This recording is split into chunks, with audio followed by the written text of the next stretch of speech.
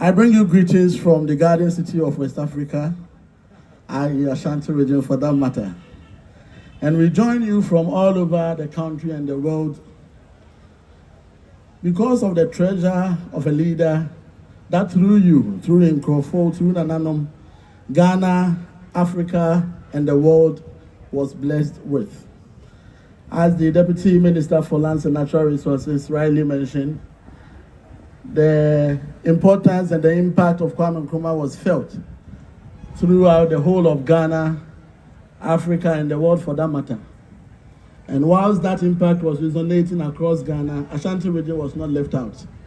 I'm sure many of you may have heard of the Kumasi Shoe Factory, which came by his great initiative, the Kasi Timber Processing. Under Osadefo Dr. Kwame Nkrumah, we saw a lot of upgrades in Ashanti region, in our education, our road network, and our health infrastructure.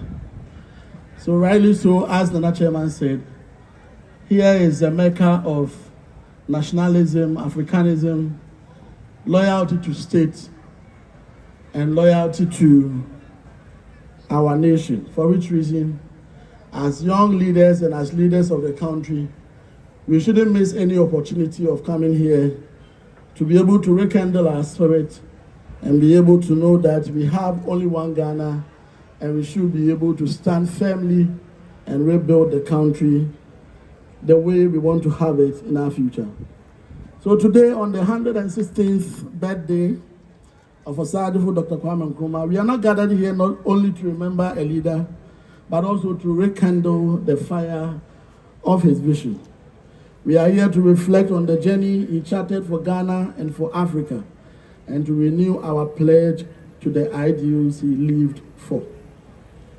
So, upon reviewing most of his books, listening to most of his video and audio bits, we realized that these are the things that he stood for. He stood for courage and selfless leadership. So he says that we prefer self-government with danger to servitude with tranquility, which means that as leaders and as citizens, we should embrace responsibilities to take bold decisions and make personal sacrifices for a common good of the country. This means that we should reject corruption, we should reject nepotism, we should reject self-interest, and prioritize national and continental progress over individual gains. The second thing Kwame stood for, Dr. Kwame stood for, was to champion unity over division.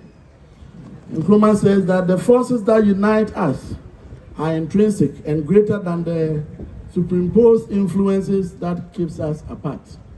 Here in our current and present day Ghana, we tend to be focusing on the things that divide us instead of the things that unite us.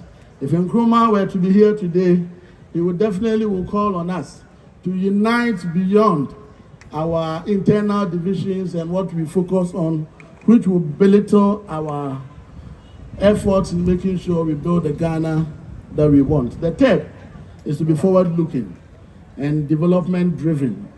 He says that we face neither east nor west, but we face forward. Yes, we may have spent a lot of years post-independence, but yet it is not late. We can reorganize. We can put ourselves together and make sure we overcome the challenges that bedevil this country. We can reorganize and make sure that we put this country on another trajectory of prosperity. So once again, I bring you greetings from Ashanti region, and I want to assure the good people of Nkroful and the good people of Western region that we are one in Ghana's development, and we will support every good thing that will ensure that the spirit of Kwame Nkrumah lives on, and rightly so lives to rekindle our spirits. Indeed, Nkrumah lives forever. Thank you very much.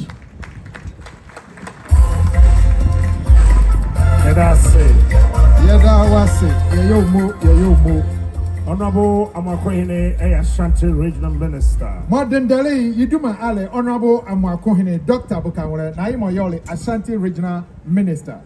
Pacho Jamina Menda, her worship, our emissa French. Akiso huye, ma yella yelike, ye magistrate, mo or la elemble courtene anwa. Her worship, our emissa French. owa keze yaye akwa abasomani ala yema akwa abapa baby aye dro no akele kamo yedui pese ye sakakra na ye boy ensem kakra bakundi ya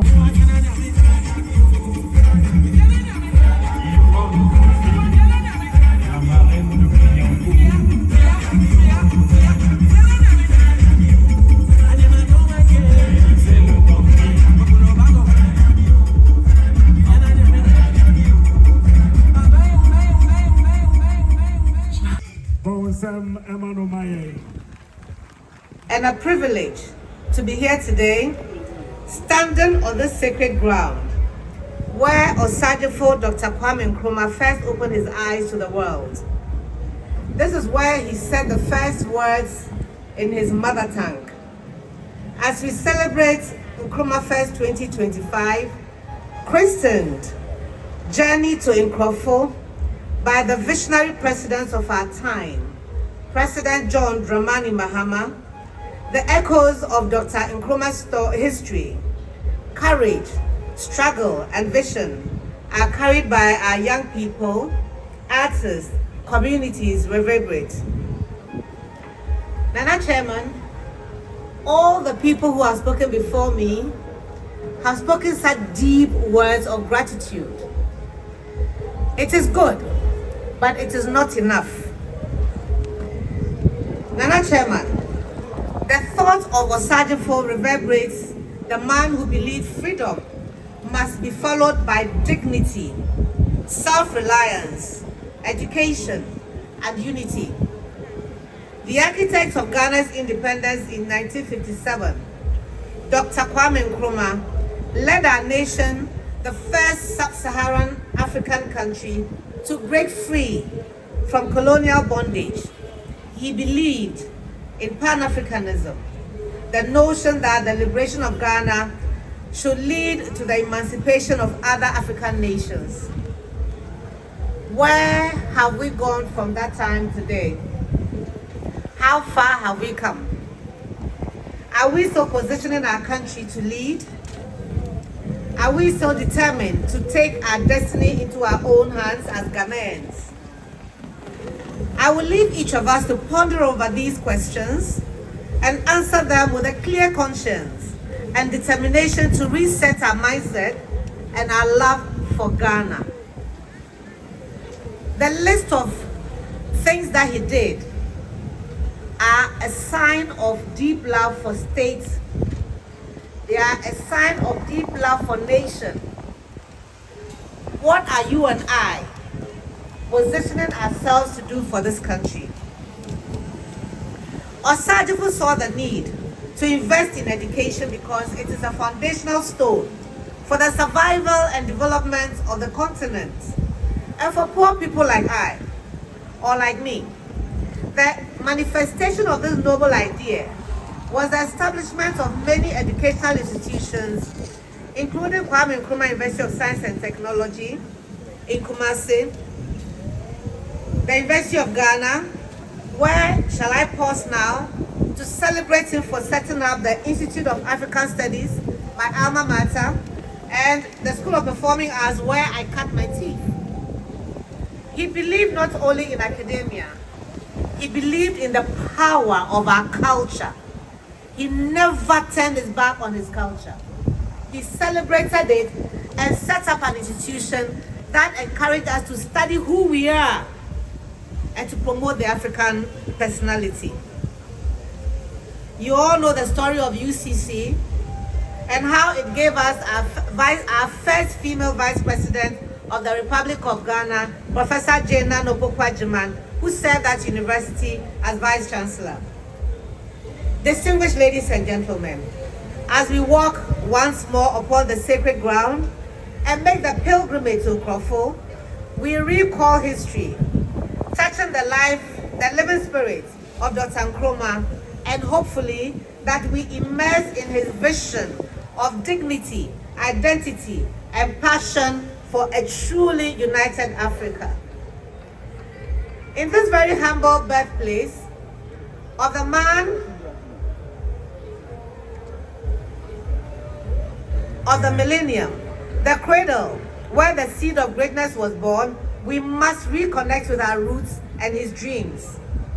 We must gather here often in songs and dance, stories and speeches, and feel the drum speak with ancestral memory, carrying us beyond the moment into the soul of a people bound together by history, sacrifice, and the unbroken call of destiny. Ladies and gentlemen, today's Durbar should serve as a bridge that reminds us of Dr. Nkrumah's belief that culture is a fertile soil from which a nation draws its strength, and that our songs, rituals, dance forms, folklore, languages are not ornaments, but the very heart of our identity as Ghanaians and as Africans. In honor of this great legacy, therefore, we at the Ministry of Tourism, Culture and Creative Arts and our agencies have taken deliberate steps to ensure that the preservation, promotion and development of our culture and heritage are not an afterthought, but the bedrock of our national development. Sites like the birthplace of Dr. Nkrumah in Nkroful must not fade into history, but must be preserved, nurtured and celebrated as living monuments that continue to inspire, educate, and unite us throughout the year. I'm happy to see the indigenes of Nzimala in high and low places all come together to claim the rightful place in the story of Ghana and our Osajifo Dr. Kwame Nkrumah. I want to thank all the people who have supported Honorable Amoakohene, my very beloved brother, in this journey. In the spirit of remembrance and celebration, we are grateful to His Excellency President John Dramani Mahama for his decision to reinstitute the Founders Day in honor of Dr. Nkrumah.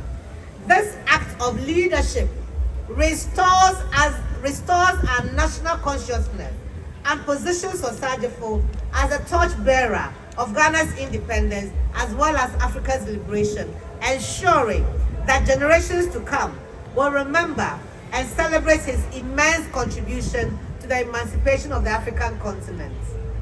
In celebration of that, we will, in the month of October, as a Ministry of Tourism, Culture and Creative Arts, be celebrating the Afro Gastro Festival, inviting all Africans to share in our food culture, and our diplomatic community are invited. They have assured us of participation, and I throw the invitation to all of you as well. Nana Chairman, Nananum, distinguished elders, ladies and gentlemen, the celebration of this Durbar should charge all Ghanaians with a sacred responsibility to keep alive the ideals of which Dr. Kwame Nkrumah lived and labored. The idea of education for every Ghanaian child to rise on the wings of knowledge. The idea of self-reliance for our destiny to be shaped by our own hands. Together, walking this journey. The idea of unity for Ghana and Africa is to stand tall, strong, shoulder to shoulder as one people. And I urge you to join in that struggle. Very, very distinguished ladies and gentlemen, this celebration must become a national one. It should not be left in the hands of the people of Nzima alone. It should not be left in the hands of my brother Amoakohene, who has given everything he has to make this happen for the 5th time. This must be on the calendar of the Ministry of Tourism, Culture and Creative Arts. And we must ensure that it is not cleanable. It should not be cleaned. We know what happened to the attempt to retell our story, the history that we learned in school. There was an attempt to change it. That should not happen to this celebration. I urge all of us Ghanaians, for once, let us stand together and defend what is right. Being afraid is not part of the story of Kwame Nkrumah. If he wasn't afraid of the colonialists, why are we afraid of each other today? That even when our story is being retold, not as the truth, we sit down and watch. May our story change from today to be one that defends our country. Ghana belongs to all of us. May the life of Osajifo Dr. Nkrumah inspire us to rise higher, to dream greater, and to build bolder.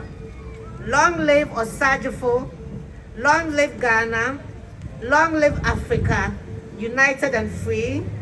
Thank you, and God bless our homeland Ghana and make it great and strong. Akbanami, thank you very much.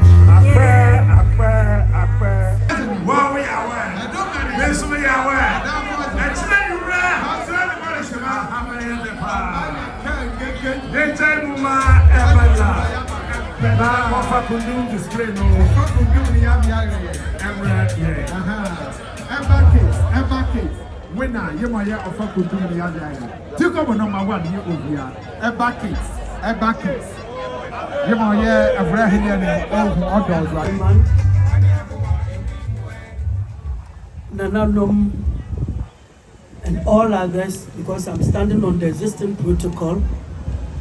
I'm very happy for this opportunity to be called upon to participate in this program.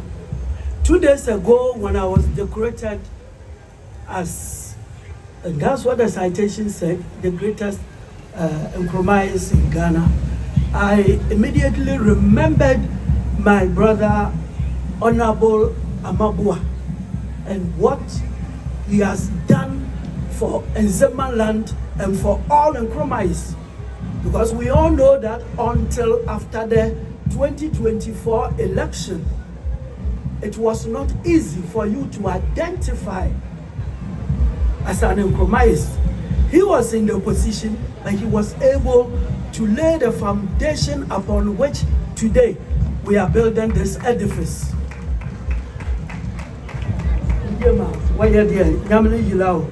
Then we go to Madam Gomashi. Last year I was with her here, and the promises she gave us are bearing fruits. Let us also thank the chief of Nkroful. He's somebody who personally likes me, and wherever I go, I remember him. And then the chairman is somebody who is dyed in the wool Nkrumahs. And then the president of Ghana, who assured us last year the same place that he was going to make the journey to Nkroful a national issue. I can keep talking, but I can't forget Captain Smart. He was the one who brought me to the National 4. Because every now and then he would invite me to Onuya TV, ask me questions about Kwame Nkrumah. And so if today the planners decided to bring me here, then I owe it largely to Captain Smart. Onuya Machio, yes, Captain Smart. Oh, yeah. Well, Captain Smart said something about me. Let me say something about myself. 1985, I was a lower 6 student at Secondary St. John's School. And I was so poor, I didn't have money. My father, meanwhile, was a very rich person in Kumasi. I came home, met my mother at Princess Town. And then I said to her in Nzema that because you followed somebody's husband, that is why today I'm in trouble. If the man had been your own husband, look at how rich my father is. I would have been staying in Kumasi, and then I would be like any other student. I eat gari morning, afternoon, evening, all because of the mistake you made. My mother looked at me for a while, shook her head, and said, I have rather blessed you. What you don't know, and I'm telling you today, I won't repeat it anyway. I met this young Ashanti soldier at home, and he looked like a twin brother of Nkrumah. And I said to myself that if God would give Ghana another Kwame Nkrumah, it should be bred in my own womb. And that was the reason why, to cut a long story short, you were born. Don't people tell you that you look like Nkrumah? I said, yes. So I consciously did that. And one day, you will do Kwame Nkrumah's work. So, Honorable, I'm happy you've given me the opportunity to do Kwame Nkrumah's work. I'm also happy to say that my mother is dead at 90. She's going to be buried on 27th September, Kwame Nkrumah's month. Honorable, I thank you very much. I thank you very much. Now let me do, I'm inviting everybody, especially those here, to Princess Town, 27th September, Saturday. Okay. Now let me do the work you asked me to do. And the work is that I should talk very briefly, just about 10 minutes, of the impact Kwame Nkrumah made. Let me start from the Nzema people. You see, for a period of 350 years, Africans, ever since the construction of the Elmina Castle in 1481, 1482, thereabout, were shipped on the Atlantic to Europe and the Americas. We lost about 45 million souls. So for that period, until the abolition of slavery in about 1807, all that the black man knew was enslavement and being a slave to the white man. And what was known of the black man was the fact that he was just a chattel.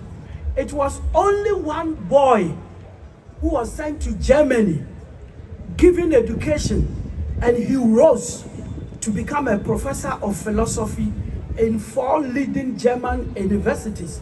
That man was an Nzema man called Anton William Amo. And at the time that he was delivering his first dissertation, given the title, The Role or the Function of Black People in Europe, the Chancellor of the University of Wittenberg, Professor Ludwig, described Amo as a black star because he was the only black man who could do what white people were doing. Many years later, Marcus Garvey would study Amo and begin to dream that one day all black people in America will go back to Africa in a ship called the Black Star. Kwame Nkrumah had an opportunity of going to the US to study. So more or less he became a student of Marcus Garvey and got to know the concept of the Black Star. When he came to Britain in 1945, he entered the British Museum and for the first time studied the theses and other works of Anton William Amo. And so when Madame Theodosia Oko was commissioned to do Ghana's flag, Nkrumah left the middle one for himself, and that was the Black Star. So when you see the Black Star in the middle of Ghana's flag, please, you the people of Western region, you the people of Nzema land, don't worry too much that you have not had much development, but at least it is the remembrance, the memory of your own son, your soul, your blood. That is the Black Star, Anton William Amo. Now, we talk about Ghana. What did Nkrumah do for Ghana? The local ones, everybody know.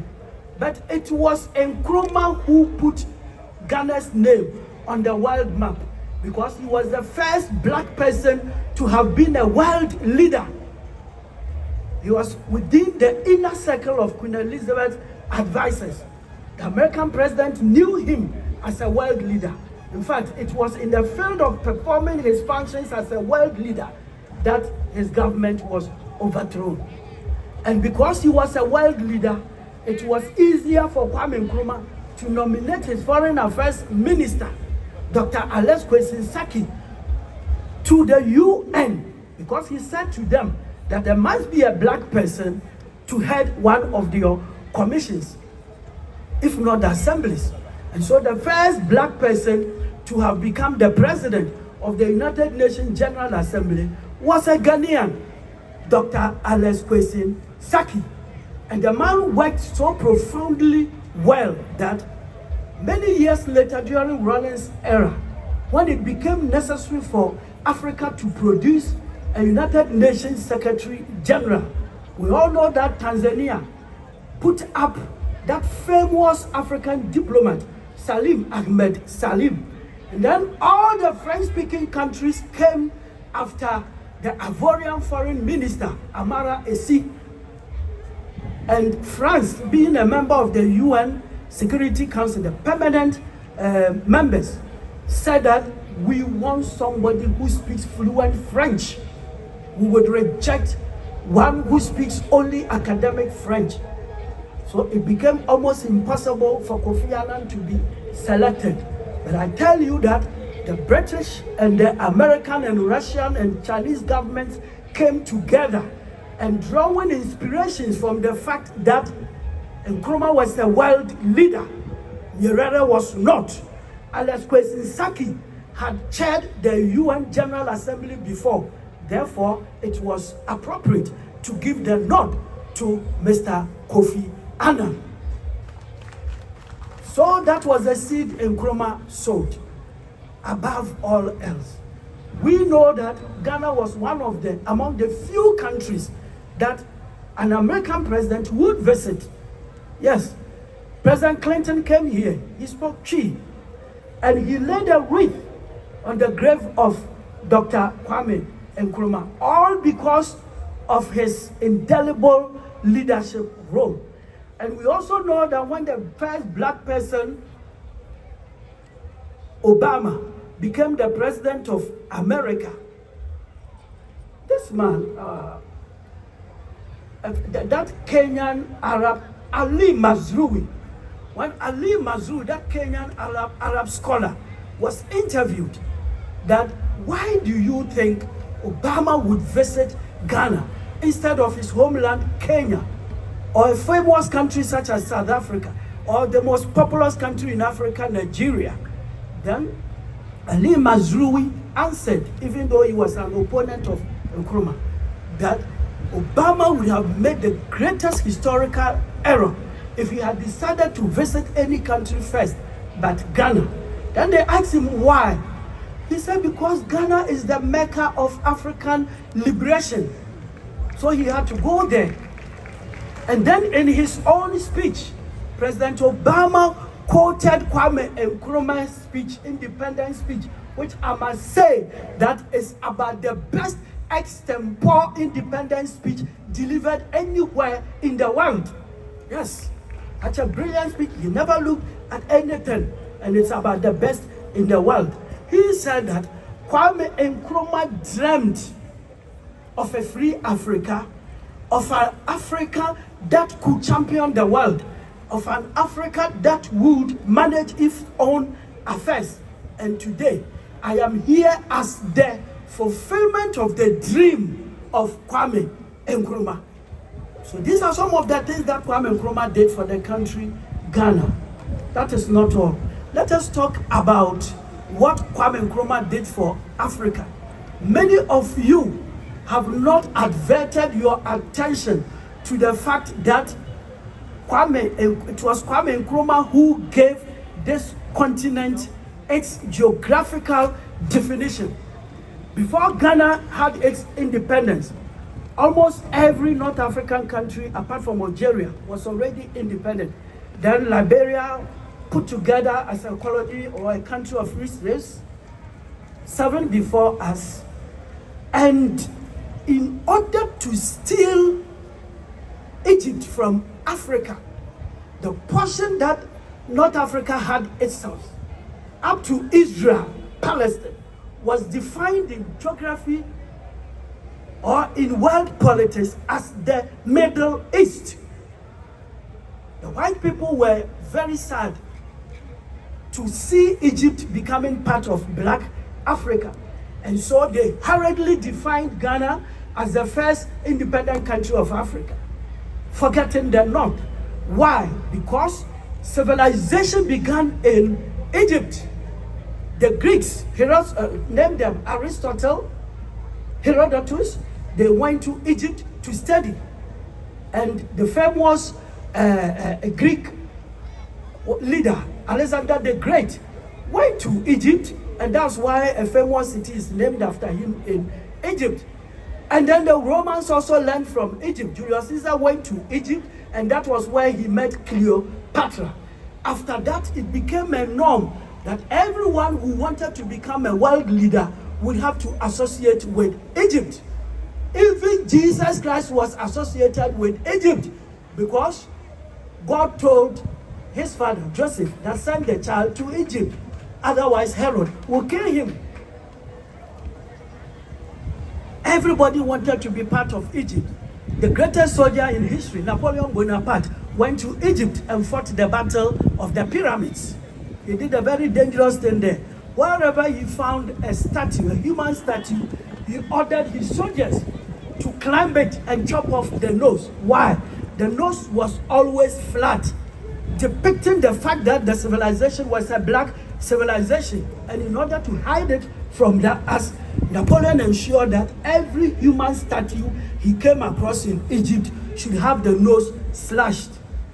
We also know that Hitler fought the Battle of the Nile because he wanted to be a world leader. He wanted to conquer the Nile. He wanted to baptize himself in Egypt. So therefore, Egypt was about lost to Africa. And then Kwame Nkrumah, who had trained initially to become a theologian, a priest, and knew the Bible very well. In fact, his favorite verse was Psalm 68, verse 31, which says, envoys and ambassadors shall come out of Egypt. Ethiopia shall soon raise her arms unto the Lord. Then Nkrumah will add, Africa must unite. More or less, when you hear the psalmist David talking about the fact that great men will come out of Egypt, and then Ethiopia shall raise her arms asking God for help, that help will not be anything apart from the unity of Africa. And I heard my brother Amabua saying that Nkrumah was a prophet. Nkrumah said he was a prophet and he will be the first messiah of Pan-Africanism. And how did he do it? He read the history of the world and discovered that anybody who had thought of influencing this world in a marked manner had had an intercourse with Egypt.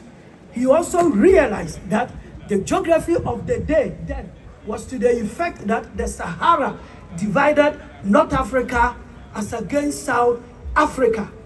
And North Africa was part of the Middle East. Kwame Nkrumah gave the Sahara a new definition, that the Sahara unites us. The Sahara unites us. And with the Casablanca group that was formed before independence, Kwame Nkrumah was able to lure almost all the North African presidents to be beside him and to cement the whole deal so that the whole of the world will see that Africa was one continent without any division. Nkrumah became the first man in the world to marry a woman he did not know anywhere. I'm coming to you, Master. The first and only man in the world who decided not to marry a woman he loved, but to embark upon a political marriage so that there will be a black African and then a North African coming together to champion the cause of Africa. And that was why others, including Samia, were born based on political marriage.